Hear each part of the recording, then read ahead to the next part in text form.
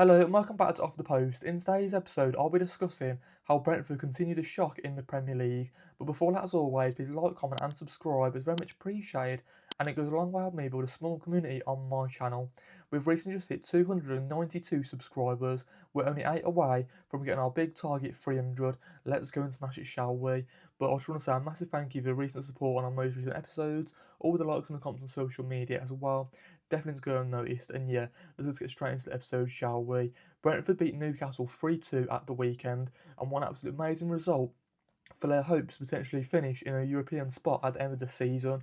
Whether that's Conference League, Europa League, Brentford are in those spots, aren't they, at the moment, and they could potentially challenge at the end of the season. They're currently level on points with Liverpool, I want to say 39 points in 7th place, okay? So could they go, one position ahead of Liverpool to get sixth? Could they get above Manchester United as well, who are currently in fourth? Chelsea, who are in fifth. I'm not too sure. That's probably a step too far. But at the moment, they are battling out with Liverpool to potentially get into those top six positions. For me, I can't see that happening. I feel like they will probably potentially get Conference League football and one absolute amazing result for them. But let's get straight into the game anyway, because Brentford did kick off with a few chances here and there. There was a lovely crossfield pass from the goalkeeper Kelleher, and it went into the box to Lewis Potter, okay, and he sort of got dragged down by Kieran Trippier. And for me, I don't know how VAR didn't include that to be a penalty. That should have been a penalty, no doubt about it. And this game had plenty of penalties, didn't it? I'm pretty sure it had two penalties, didn't it? How many times have we said the word penalties? But I feel like that should have been the first one in like the first, I want to say, 10 or 15 minutes. I don't know why it wasn't. That was a blatant foul for me, at least, anyways. But then again, Newcastle did find the footing into the game, and they scored the first goal in the 24th minute from Sven Botman, okay, scoring a header from a corner. Nice little delivery into the box. Now, for me, Sven Botman didn't really get the clear connection to the ball, but he still just managed to get over the line. The goalkeeper couldn't really do anything about it. He had, the left back Henry sort of marking him. He isn't the tallest of players, is he, Henry? So from that point of view, it was easy for the Dutch defender to sort of get his head onto the ball at least, anyways. But yeah, from this point of view, okay, Brentford were 1-0 down, and they were making strides into getting back into the game, and they scored an equaliser in the 37th minute, okay, came from a counter attack, came from the left hand side from Otari, nice little delivery into the box, okay, and he came from the right back, okay, Vitaly Janelt, okay, nice little header across the box, far post, and again, the goalkeeper for Newcastle, I want to say it's Nick Pope in this game, he couldn't save it. I think his positioning, we were just too far out on that left hand side where he sort of tried to drive to his right and he just couldn't do it at all. The ball just went straight past him, and then you know, Brentford were looking the more dominant side as well, because that's where they got the second goal just before half time in the 45th, plus 2 minutes added on, okay. Again, it came from counter attacking play, 3-on-3, okay. One of the Brentford players was running through on goal. I think it was Atari once again. He was sort of running into the box. He sort of, cut past one player, sat him down, and then another defender was sort of trying to close him down in Newcastle, and then he squared it across, and then the Brentford player, okay, had a nice little shot, but his shot deflected off Jacob Murphy's hand, okay. So there's a clear cut penalty all day. Nobody raised the question with that.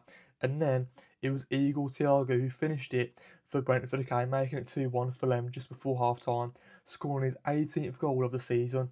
For me, Igor Thiago has been the second best striker in the Premier League this season, behind yours truly, Erling Haaland, okay. For me, absolutely amazing striker, isn't he, Erling Haaland? Nobody can touch him whatsoever, except from Igor Thiago this season. He has been absolutely tremendous, hasn't he? I can't praise this Brazilian striker enough. I think he's the first Brazilian player with the most goals in the Premier League history, okay, this season. For me, he's got it all, can't he? He's got the hold up play, he's got the strength, he's got the ability to run in behind as well. He's very good on the counter attack. He can sort of just do a little bit of everything, can't he, Igor Thiago? And it just goes to show how year in, year out, Brentford just managed to find strikers out of nowhere. And again, haven't they signed like another striker from like the Belgium league, haven't they, for like 1 or 2 million, something very, very cheap at least. Anyways, he's only like 18, but in a few years' time, once they sell Igor Thiago maybe, he might be the next through the door to step in and replace him and take his place. We don't know. Let me know in the comments down below, Brentford fans, how if you've got promising hopes for that young striker from Belgium at least, anyways. But it was 2-1 at this point. It was looking very much clear like Brentford were gonna, run away with the game, even though Newcastle were dominating the possession stats and they were creating more chances. They had 15 chances compared to Brentford's 11. They had 55% possession compared to obviously Brentford's 45. So they were dominating the ball, but they just couldn't really do anything with it, and that was the story of this game. It was very end to end, very counter-attacking performance from Brentford. Newcastle tried to do a lot more stuff. At home, of course, for Newcastle, and they just couldn't find their feet in this game for whatever reason. It did take them, I want to say, 25-30 minutes to get their equaliser. The second penalty of this game came after, I want to say, 20-25 minutes. And again, it was quite similar to, Brentford's penalty in the sense of it was a 3v2 for Newcastle. So Newcastle did have the advantage in this situation. One of the Newcastle players was driving the ball. I think it was Osula, I'm pretty sure, the Brazilian player.